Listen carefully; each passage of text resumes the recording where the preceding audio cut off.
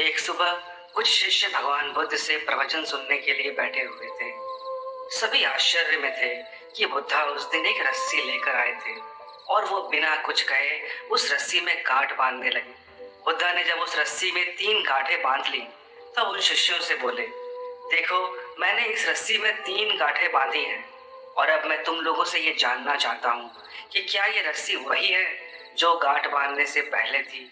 उनमें से एक शिष्य ने कहा कि ये कहना कठिन होगा, क्योंकि ये इस बात पर निर्भर करता है कि हम इसे कैसे देख रहे हैं। एक नजरिए से ये वही रस्सी है क्योंकि इसमें कुछ भी नहीं बदला। वहीं दूसरे नजरिए से देखें तो इसमें अब 3 गांठें हैं, तो हम इसे अलग रस्सी कह सकते हैं। पर यहाँ ये बात गौर करने की है कि भले ही रस्सी बाहर से बदल गई हो पर अपने अंदर के गुणों से पहले जैसी ही है। बुद्धा शिष्य की बात सुनकर मुस्कुराए और कहा, तुम बिल्कुल सही हो। बुद्धा ने फिर कहा, मैं अब इन गांठों को खोलता हूँ।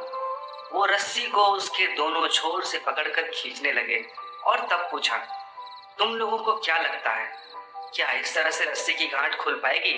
एक शिष्य ने कहा, बिल्कुल नहीं, इस तरह से तो रस्सी की गांठ और ज्यादा बंध जाएगी, जिसे खोलना फिर मुश्किल होगा।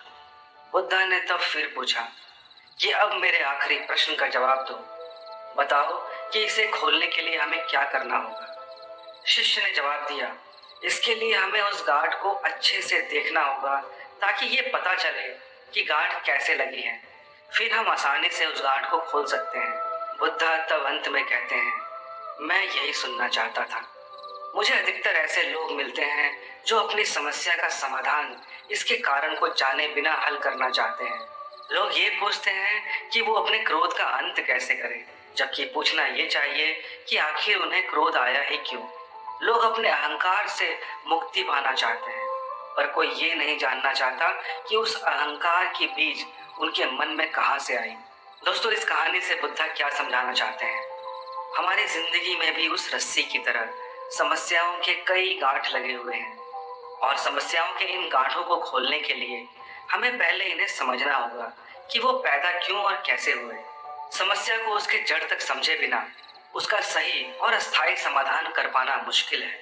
इसलिए दोस्तों, तुम्हारे जीवन में अगर कोई भी समस्या या परेशानी चल रही है तो उसको बारीकी से देखो, तुम्हें उसका कारण और समाधान दोनों मिल जाएगा। आशा करता हूँ आपको भगवान बुद्ध का ये ज्ञान जीवन में काम आएगा।